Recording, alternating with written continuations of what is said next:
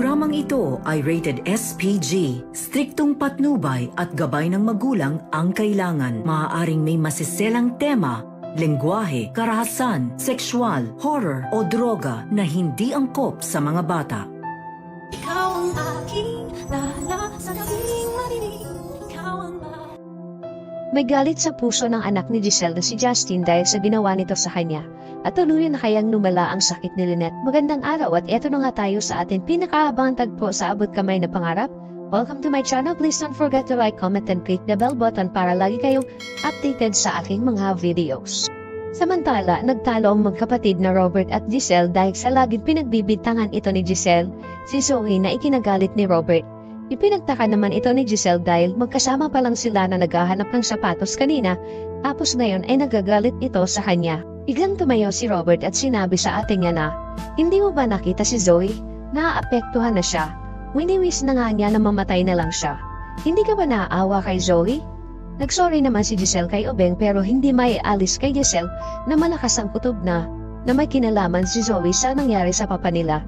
"Sigurado ko na hindi mo mararamdaman yon dahil kasi nabubulag ka sa mga drama niya sa'yo. Pero ako hindi." Sabi ni Robert na alam kong nagigilty ka dahil wala tayong nagawa para iligtas ang papa, pero huwag mo namang gawing panakitputa si Zoe para mabawasan ang galit mo na nararamdaman mo. At kung sakaling may mangyari kay Zoe, hindi ko mapapatawad ang sarili ko. Sa galit ni Robert ay nabanggit nito na kung sakaling buhay ang anak niya at gawin din niya ang ginawa niya kay Zoe, ano kaya ang mararamdaman mo? Magsisorry pa sana si Giselle kay Obeng pero pinakiusapan na siya ni Robert na huwag na muna silang mag-usap. Kaya walang nagawa si Giselle kundi umalis na lang nang wala sa sarili niya. Samantala, kausap ni Lynette si Doc Katie dahil hindi na maganda ang nangyayari sa kanya at kailangan niya nang magpatingin kay Doc Evangelista para matulungan kanya. Tumanggi si Lynette magpatingin dahil sabi niya hindi na kailangan at okay na siya, tsaka nakakahiya.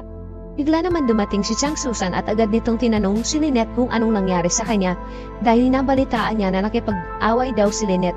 Sinabi ni Katie kay Chang Susan na si Lynette ay may sintomas ng PTSD, hypervigilant at may anxiety due to anticipation of judgment or misunderstanding. Ipinag-alala naman ni Chang Susan ang sinabi ni Doc Katie kaya tinanong niya si Lynette kung nakausap niya na si Annalyn at kung may alam na siya tungkol dito. Tatawagan sana ni Chang Susan si Annalyn pero pinigilan siya ni Lynette na wag nang sabihin at hayaan na lang siya sa lolo niya. "Andito ka naman, ang gusto ko lang naman yung may makasama ako." Pumayag naman si Chang Susan na samahan si Lynette. Gustuhin man din ni Katie na samahan niya si Lynette pero hindi pwede dahil may mga schedule pa siya sa gabi. Sabi naman ni Chang Susan na siya na ang bahala kay Lynette at sasamahan niya ito sa bahay niya. Pero ayaw ni Lynette na umuwi dahil natatakot pa din siya na baka balikan siya ng mga taong nanloob sa kanila. Dahil sa trauma ay nagiging matatakotin si Lynette. Kaya pinakiusapan niya si Chang Susan na dumito na lang muna sila sa East Ridge. Pumayag naman si Chang Susan. Habang nagkatinginan naman sila ni Katie at si Chang Susan dahil pareha silang nag-aalala para kay Lynette. Samantala, nakausap na ni Giselle ng personal ang nawawala niyang anak pero hindi niya ito nakilala at naging hindi maganda ang una nilang pagkikita dahil nakita siya nito na aksidente niyang nabangga ang isang babae na may dalang kape dahil hindi siya nakatingin parehas sa dinadaanan nila kaya natapunan ito ng kape. Humingi naman ng paumanhin si Giselle sa babae at sinabihan niya na ibibili na lang siya nito ng bago. Habang sa di kalayuan ay nakatingin sa kanila si Justin at pinanonood niya lang ang nangyayari. Nilapitan niya si Giselle at sinabihan niya na alam mo kung mainit na kape yung hawak niya tapos tumapon sa kanya, she could suffer third-degree burns. In the US, pwede kang makulong ang magbayad ka ng milyon-milyon para lang sa damages. At sabay tinalikuran ni Justin si Giselle. Naiwan si Giselle at tataka kung sino ang babaeng kumausap sa kanya. Napaisip na lang siya. At bigla naman dumating ang janitor at sinabihan ni Giselle na pakiminutes na lang po. Habang nakatingin si Giselle sa babae habang papalayo ito. Samantala, nag-alala naman si Moira kay Zoe dahil hindi pa ito tumatawag sa kanya at naisipan niya na pumunta sa Apex para dalhan ito ng pagkain. Sa Apex, dara-diretsong pumasok si Moira sa loob ng hospital pero sinita siya ng gwardya at sinabi na bawal po kayo dito, ma'am. Pero nagpumilit si Moira kaya hinabol siya ng gwardya. Sabi ni Moira na dadalhan niya lang ng pagkain ang anak niya. Habang pinipigilan ng gwardya si Moira ay nakita sila ni Giselle kaya nilapitan niya ito. Sabi ni Giselle, "Anong ginagawa mo dito, Moira? May binabala ka na naman bang hindi maganda? Baka nakakalimutan mo na ban ka dito sa hospital at bawal ka nang pumasok dito." Sabi ni Moira na dadalhan ko lang ng pagkain si Zoe. Hindi ba pwedeng ibigay ko na lang ang pagkain sa kanya? Sabi ni Giselle, I don't think your daughter is a little girl para dalhan mo pa siya ng food. Sabi ni Moira na alam ko kahit na ilang taon pa ang anak ko, she still be my baby. At hindi mo lang pala yun alam dahil hindi mo maiintindihan kasi ayaw mo nga pala ng anak. Kasi nga, pinamigay mo yung anak mo, diba?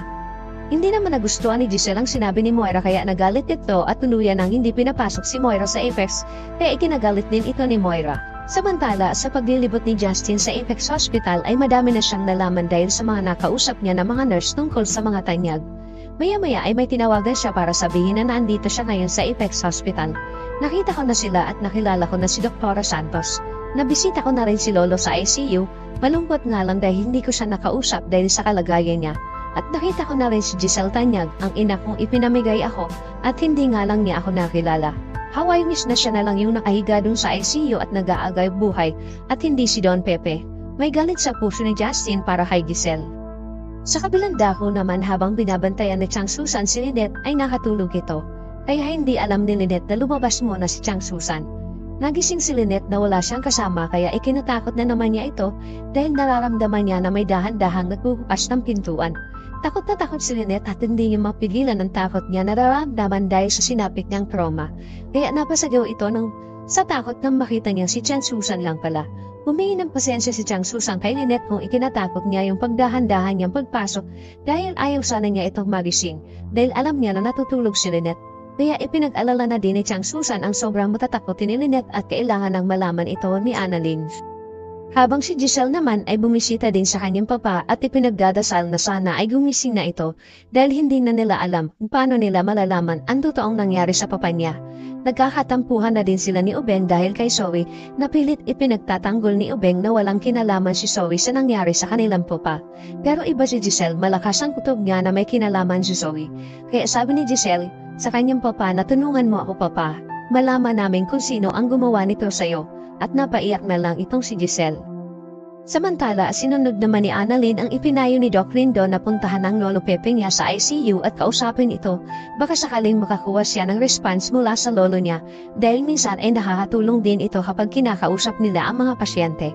Pero bigo si Annalyn na makitaan ng sinyales ang lolo niya sa mga response kahit nakausapin niya ito, kaya paglabas niya sa ICU ay agad naman siyang sinalubong ni Doc Lindon at tinanong niya si Annalyn kung kamusta. Pero biglang umiyak si Annalyn at napayakap siya kay Doc Lindon dahil wala siyang nakuwang response mula sa Lolo Pepe niya na ikinalungkot naman ni Doc Lindon. Paano malalaman ni Giselle na si Justin ang nawawala niyang anak? Ano ang gagawin ni Annalyn kapag nalaman niyang may sakit ang nanay Lynette niya na PTSD? Yan ang ating pakaabangan dito lang sa Abot Kamay na Pangarap. Huwag bibitiw at huwag kalimutan mag-subscribe. Maraming salamat po and God bless.